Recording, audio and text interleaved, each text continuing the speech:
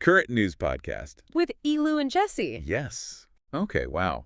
So Sony kind of just blew everyone away with that PlayStation State of Play. Yeah. Am I right?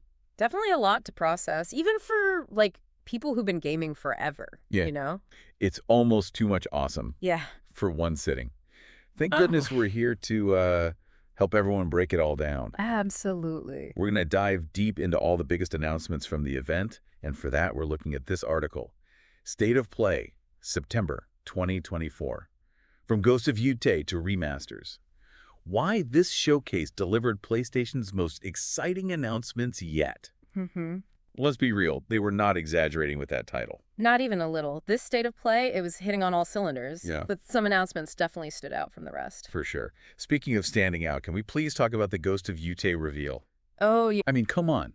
300 years later, a new protagonist named Atsu, and a whole new setting. Yeah, the icy plains of Iso. This is huge. This could be even bigger than the jump to mainland Japan in the first game. Definitely the potential for that. I am so ready for this snowy, breathtaking world, but can you break it down for me? What makes Iso so significant?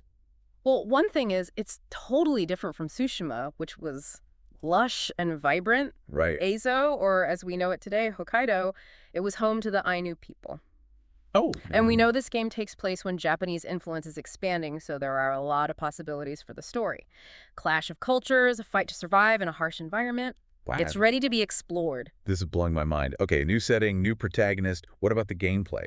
The trailer showed dual-wielding swords and even guns. Early firearms. That's a huge change from the first game. It's going to be interesting to see how they handle that. Will it be more tactical, or will it be like the first game with the sword combat? Yeah. Which was so fluid and almost dance-like. It's a good question. Yeah.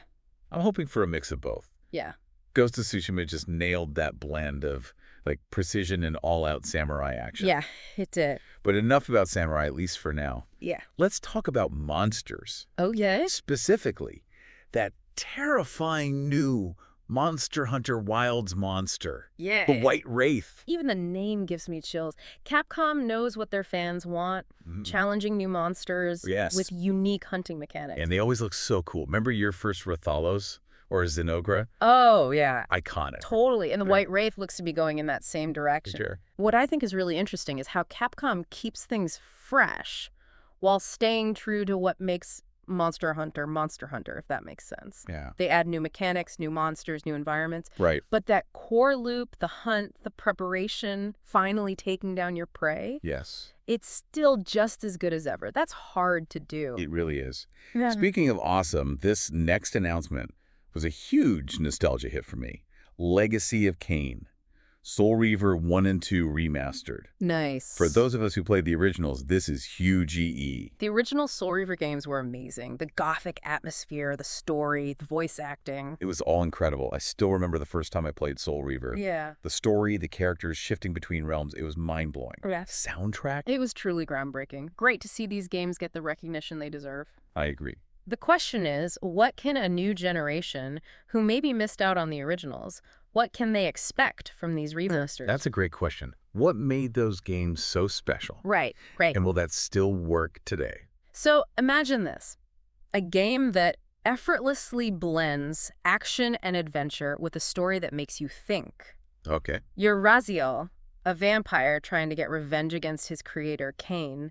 The world is incredible, very gothic, and it still looks good today.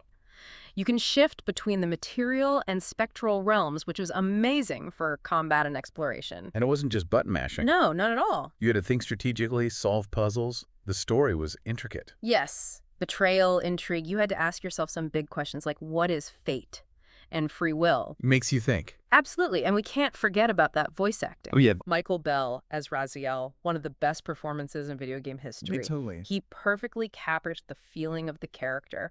So much anguish, but also determination. They really don't make them like that anymore. Yeah. So we've got samurai, monsters, vampires. Yeah. And we're just getting started. The state of play was packed. Sony brought so much to the table, appealing to like that feeling of nostalgia, but also that thirst for something new. Yes. And speaking of new and unexpected, we haven't even talked about Hell Is Us. Okay, I'm listening. Hell already has my attention. Yeah. What's with this no hand-holding stuff I keep hearing about? Okay, so Hell is Us is part of this trend we've been seeing of games that are, like, really player-driven. Okay. Basically, they throw you into this world that's been ravaged by, well, something mysterious, and you have to figure things out on your own. No quest markers, no glowing waypoints, no long tutorials. Wow. You have to survive using your own instincts, your ability to observe, and by putting together clues that you find in the world. It's a bold move, for sure. I like it. It's so refreshing to see a game that, trusts the player to think for themselves. Yeah. It seems like every game these days wants to, hold your hand every step of the way. Right. And while I get that, hand-holding can be good for accessibility, Yeah. there's just something so satisfying about figuring out a mystery on your own, following the clues, putting it all together. Absolutely. It reminds me of the difference between, watching a movie and reading a book. Okay. Yeah. Books let you use your imagination more, You're filling in the blanks and it's more personal. I see what you mean. And it sounds like Hell is Us wants to give players that same feeling. Yeah, it's all about immersing yourself in the atmosphere, Right. paying attention to details, coming to your own conclusions. Interesting. It's a different kind of game, that's for sure, but I think it has a real shot at being super rewarding. For sure.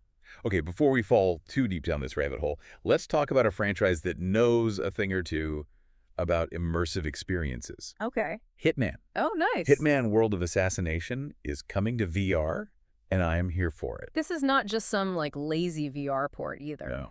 The Hitman games, they're all about social stealth, complex levels, freedom to approach things how you want. Right. It's perfect for VR. I can already imagine myself in a crowded room, trying to blend in, my targets on the balcony, sipping champagne. Yeah. The tension. I bet the level of immersion VR brings to the Hitman world. I know. It's incredible. You aren't just controlling Agent 47 anymore, you are Agent 47. Oh, wow. You use your own hands to blend in, use objects, take out your target. And it's more challenging, too, right? You're physically aiming, disguising yourself. It adds a whole other level to the game. It really does. And from what I've seen, the controls look really intuitive, really smooth. Nice. This isn't just about, bringing the console experience to VR. It's about, using what makes VR special to create something new. I love that. Yeah. It really seems like they're going all out for this. They are. This could be the game that finally gets everyone into VR. I think it could, especially if it delivers on everything. Totally. But for every step forward with technology, there's also that desire to go back to the classic. Oh. The JRPG announcements, it was like a love letter to old school RPGs. Oh, for sure. Fantasian Neo Dimension. Come on. That's Hironobu Sakaguchi, the creator of Final Fantasy. It's like royalty in the JRPG world. Seriously. And those visuals. Handcrafted models and 4K graphics. Oh, cool. It's such an interesting mix of old and new. I'm really curious to see how it plays. Me too. And don't forget about the Lunar Remastered Collection.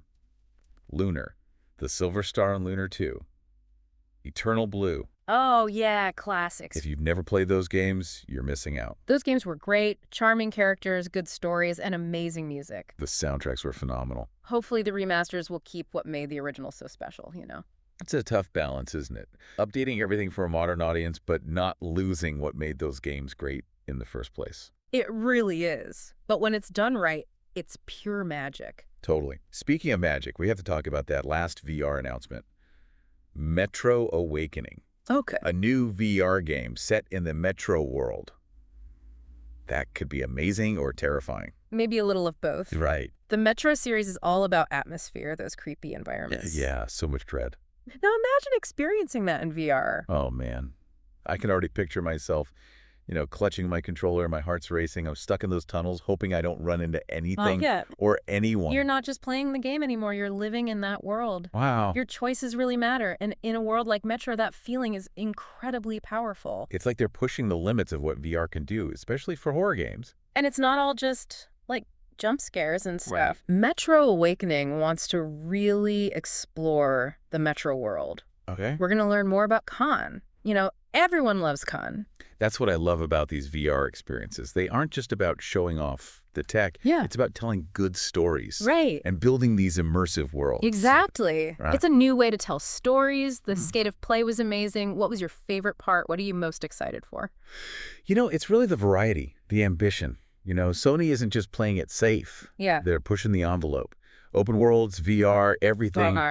bringing back the classics, but also, like, embracing new ideas. I totally agree. This was a message from PlayStation, I think. They're Oh. here to stay. They're not afraid to try new things, to be bold, to really give us those amazing gaming experiences. And as gamers, we love to see that. But now we want to hear from you. What PlayStation game are you most excited about, and why? Is it Ghost of Yōtei? That seems like a big one. Right? Or maybe Metro Awakening. So many good choices. Let us know. Hit us up on social media. Yes.